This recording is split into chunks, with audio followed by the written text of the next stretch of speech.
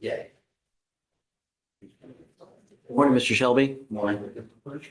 So your lawyer was here before I got here and he had to leave to go to a funeral. So I wasn't able at that time to do conditions, but I want to put bond conditions on you because you now stand charged with a driving while intoxicated second offense. You're also charged with evading arrest in a motor vehicle, which that one is a third-degree felony. You're facing up to a minimum of 2 years, a maximum of 10 years in prison. Into Texas in the TDCJ. So can you please give us, you have the right to remain silent. Anything you say can or will be used against you, sir. On April 3rd, 2025, in Harris County, Texas, an officer observed the defendant's vehicle traveling 117 miles an hour using a rear antenna radar. The officer observed the defendant weave between vehicles in an unsafe manner and a traffic stop was attempted. The defendant passed an available exit with no indication of stopping and ran a red light. After a 20-minute chase, officers stopped the defendant's vehicle using a pit maneuver.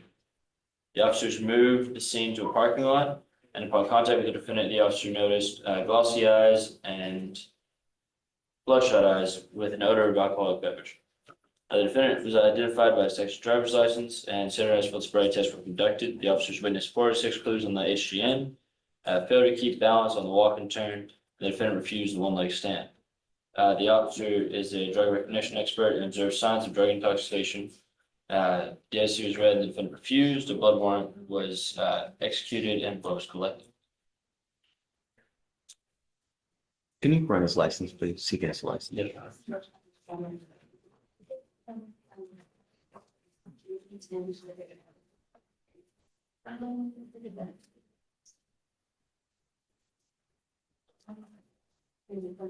He doesn't know. So At 117 miles an hour, Mr. Shelby, I am now taking away your privilege to drive. I'm appointing you, Mr. Pruitt, here in the interest of justice now because your lawyer's gone to a funeral, but I'm putting these bond conditions on you now. And I want you to know that I will do everything in my power to protect my community at all costs. Do you understand? Yes. You are not allowed to drive Yes. at all. You will be signing an affidavit. This is a promise that you're going to make to me that you're not going to drive. And if I find that you do, I can have a contempt hearing. You can be facing an additional 6 months in jail and a $500 fine every time you drive. Do you understand? Yes, sir. I'm also ordering you as a condition of your bond not to consume alcohol, illegal drugs, or unprescribed controlled medication. I'm going to put a monitor on your ankle so I know that you're not consuming. You will be tested for drugs and alcohol. If I find that you're using, likewise, I will revoke your bond and put you in jail. If you have a problem with drugs or alcohol, now is the time to address it. Because if you don't, and I see that it becomes a problem while you're on bond, I will address it for you. And I promise you're not going to like the way that I do it. Do you understand? Yes, sir.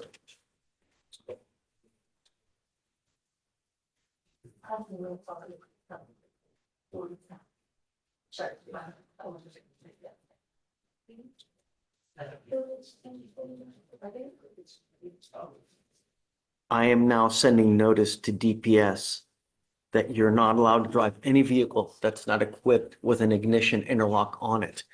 Every officer in this state will know that if you're pulled over and you don't have an interlock on whatever car you're driving, they will arrest you and put you in jail. And that is a violation of your bond condition here. Do you understand? Yes. You're not allowed to drive any vehicle that doesn't have an ignition interlock on it. As it stands now, I'm taking away your privilege to drive, so you're not allowed to drive. You will get a device on your ankle so that we know that you're not consuming. Yes, sir. So he's not required to get the interlock unless you rescind that order for him not to drive? Correct. You will get a SRAM device within Right. 3 days. Within 3 days of your release, you will be required to get a SRAM device. And if you fail to do it, then your bond is going to be revoked. As it stands now, you haven't made bond on the DWI in your felony case. That's why you're still being held now. That's a scramble device. It's a device that goes on your ankle Oh, okay. so that we detect through perspiration whether you Yeah, yeah. are consuming. Drugs. All right. I just wanted to bring you out to give you notice of the condition that we're placing forth on you now. All right. Okay. All right. So we need him to sign this and then sign with Felicia and then. Judge. Thank you so much. We're gonna go on a 15 months deferred out here. And it's gonna get resolved. They're going to dismiss that one in exchange for this one. And milk and And the weed. Got it. Okay. You know, there's not many times that you're going to be afforded this kind of deal where they're going to dismiss a felony in exchange for a plea on a misdemeanor. So I would be very, very careful. If all this stems from self-control or usage of dope or alcohol, I mean, really, there's some people when they drink, they become the life of the party. They're happy, they're fun to be with, they crack jokes. And then there's some people that turn into the devil incarnate. If that's you, then this should be a wake-up call. If it's not, what's it going to take? 25? You're charged with two very serious offenses. You have the assault down here, you've got the assault upstairs. They're going to dismiss that felony assault in exchange for this one. You're entering into a very serious probation where it's a 15-month deferred. This is a type of agreement where if you complete it successfully, you do not end up with a conviction on your record, but it's not dismissed. If you complete it, there's no conviction, but you can't tell people it was dismissed. It's not dismissed. Just you complete it successfully, you don't end up with a conviction on your record. You need to understand that there's still an affirmative finding of family violence. You pick up another one of these, you're looking at a third-degree felony, another 2 to 10 at the penitentiary.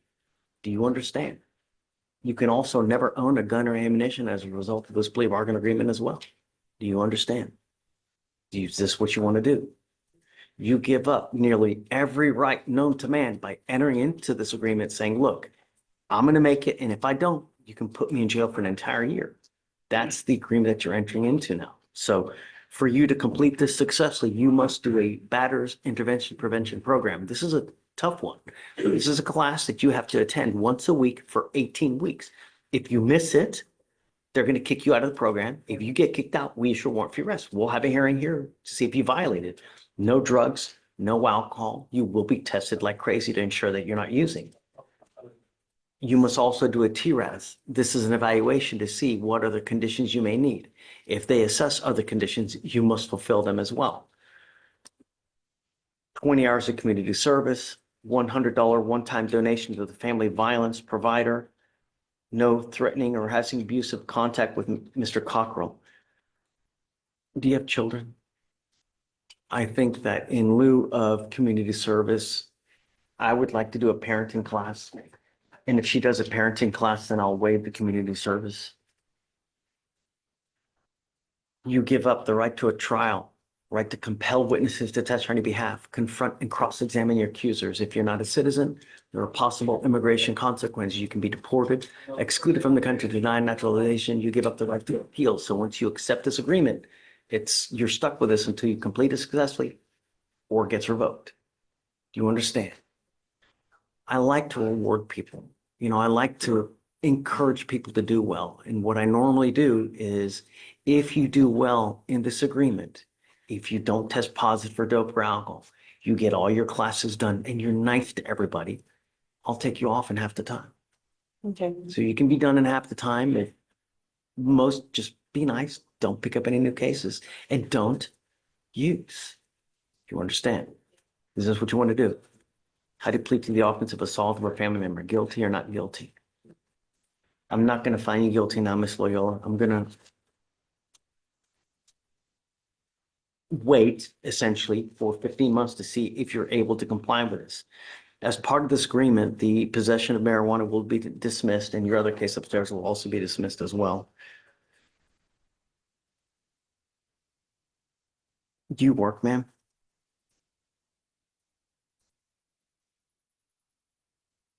Do you get child support for the children or? Okay, cut her fees. It's never about the money. I don't care about the money. I care about you doing what you say you're going to do and showing up and doing it on time. The worst possible thing you can do is either pick up a new case or abscond. You just take off. That's an instant warrant in this case. You understand?